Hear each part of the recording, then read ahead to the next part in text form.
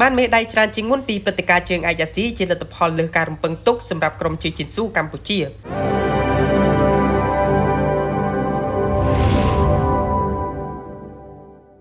លោក Jesper Martin Pass ជាគ្រូបង្គោលក្រុមកីឡាជើងជីនស៊ូកម្ពុជាបានបង្ហាញភាពរីករាយយ៉ាងខ្លាំងចំពោះសមិទ្ធផលពីការប្រកួតព្រឹត្តិការណ៍កីឡាជើងជីនស៊ូ The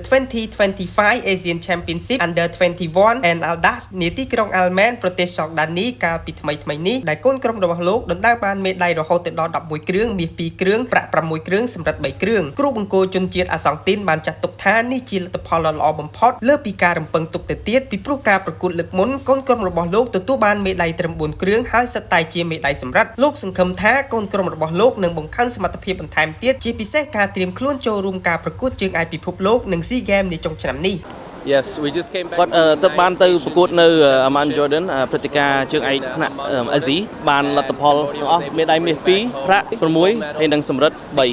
ប្រៀបធៀបជាមួយឆ្នាំមុនឆ្នាំនេះយើងបានលទ្ធផលប្រសើរខ្លាំងហើយបើនិយាយថងទៅគឺជាប្រសើរជាងអ្វីដែលយើងអាចប៉ាន់ស្មានទៀតបាទព្រោះឆ្នាំទៅយើងបានតែមេដាយសម្រិត5ទេដល់ឥឡូវបានទាំងប្រាក់ទាំងមាសទៀតយើងអស្ចារ្យមែនទែនបាទហើយយើងសប្បាយចិត្តនឹងបានទទួលជ័យលាភីនេះយើងនឹងព្យាយាមលើកតម្កើងលទ្ធផលទៀតដើម្បីសម្រាប់ព្រឹត្តិការណ៍ថ្ងៃក្រោយជាពិសេសប្រកួតជើងឯកពិភពលោកនិង SEA Games យើងនឹងបានទទួលលទ្ធផលរឹតតែល្អជាងនឹងទៀតជើងឯកពិភពលោកនឹងរៀបចំនៅប្រទេសថៃនៅខែវិច្ឆិកាជាទីតាំងជិតខាងប្រទេសយើងអញ្ចឹងយើងអាចបញ្ជូនទៅក្រុម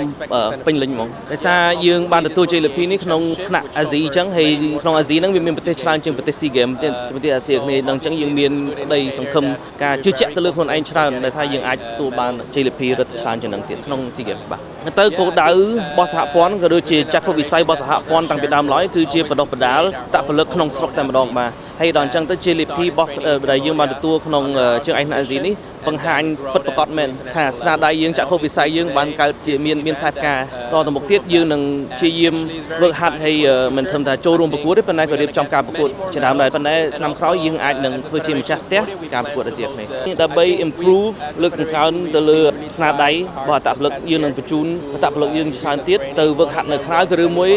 នាំចូលគ្រូអន្តរជាតិដែលគាត់មកវឹកហាត់ផ្ទាល់នៅប្រទេសកម្ពុជាពេលឆាប់ៗនេះយើងបានបញ្ជូនកីឡាករឆ្នើមយើងមើលលឹមសុបញ្ញាទៅវឹកហាត់នៅកន្លែង AOJ gym នៅរដ្ឋ California នៅប្រទេសសហរដ្ឋអាមេរិកគឺជា gym ដែលខណ្ឌចេសាគាត់វឹកហាត់នៅនឹងជាគ្រូបង្រៀននៅនឹងដែរបាទដូចអញ្ចឹងយើងព្យាយាមបញ្ជូនកីឡាករទៅវឹកហាត់នៅក្រៅទៀតស្នាដៃនេះនឹងបង្ហាញនៅពេលឆាប់ៗនេះយើងសប្បាយចិត្តមែនទែននៅលើលទ្ធផលយើងទាំងអស់នេះហើយអ្វីដែលចង់បញ្ជាក់ពិសេសមែនទែនគឺថាយើងបញ្ជូនទៅតែអត្តពលិកចំនួន6នាក់ឯងក្នុង6នាក់ហ្នឹងបានទទួលមេដាយទាំងអស់ហើយបើយើងនិយាយទៅក្នុងចំណោមប្រទេសច្រើនក្នុងប្រទេសអាស៊ីបានមេដាយទាំងអស់គ្នាអញ្ចឹងបាទព្រោះដែលអស្ចារ្យមែនក្រុមយើងតូចប៉ុន្តែបានទទួលជ័យលាភីខ្ពស់